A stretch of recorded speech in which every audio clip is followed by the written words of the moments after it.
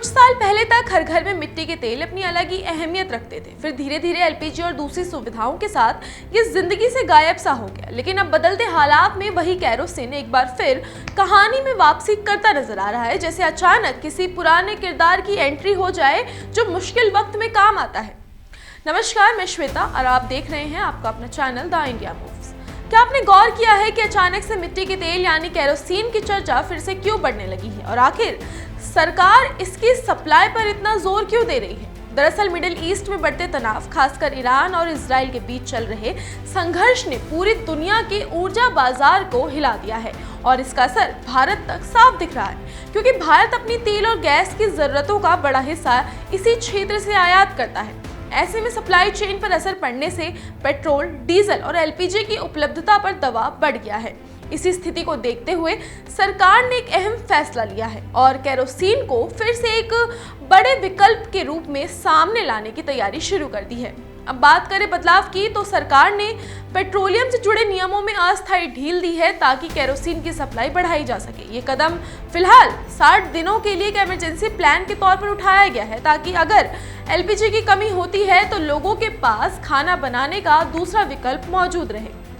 अब सबसे बड़ा बदलाव ये है कि केरोसिन सिर्फ राशन की दुकानों तक सीमित नहीं रहेगा, बल्कि अब Indian oil corporation, Bharat petroleum और हिंदुस्तान पेट्रोलियम जैसी सरकारी तेल कंपनियों के चुनिंदा पेट्रोल पंपों पर भी ये उपलब्ध होगा। यानी अब जिन लोगों को राशन कार्ड की वजह से दिक्कत होती थी, उन्हें भी आसानी से केरोसिन मिल सकेगा। इन पेट्रोल पंपों को करीब 5000 लीटर तक केरोसिन स्टोर करने की अनुमति दी गई है ताकि सप्लाई में कोई रुकावट ना आए। अब जरा समझते हैं कि केरोसिन इतना ज़रूरी क्यों है। तो सबसे पहले ये एक बहुउपयोगी ईंधन है। ग्रामीण इलाकों में आज भी जहां बिजली की कमी होती है, वहां ये रोशनी का मुख्य जरिया है और लालटेन या लैंप में इस्तेमाल होता है। इसके अलावा एलपीजी उपलब्ध नहीं होती, वहां ये खाना पकाने के लिए भी सस्ता और आसान विकल्प है। ठंडे इलाकों में हीटर चलाने के लिए भी केरोसिन का इस्तेमाल होता है, जिससे घरों को गर्म रखा जा सकता है। अब अगर आप सोच रहे हैं कि इसका उपयोग सिर्फ घरों तक ही सीमित है, तो ऐसा नहीं है। केरोसिन का इस्तेमाल विमानन क्षेत्र में भी होता है, क्योंकि जेट फ्यूल का मुख्य आधार यही होता है और इसका फ्रीजिंग पॉइंट काफी कम होता है, जिससे ये ऊंचाई पर भी आसानी से काम करता है।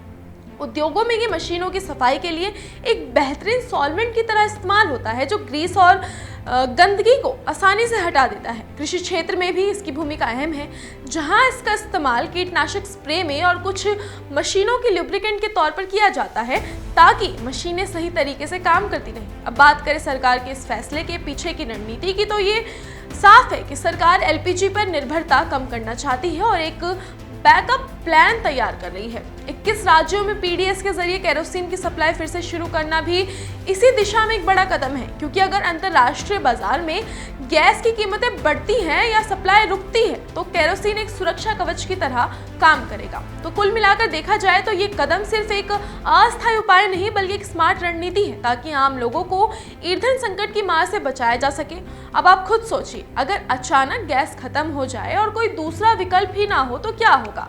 यही वजह है कि सरकार पहले से ही तैयारी कर रही है, ताकि किसी भी आपात स्थिति में लोगों की रसोई और रोजमर्रा की जिंदगी प्रभावित ना हो।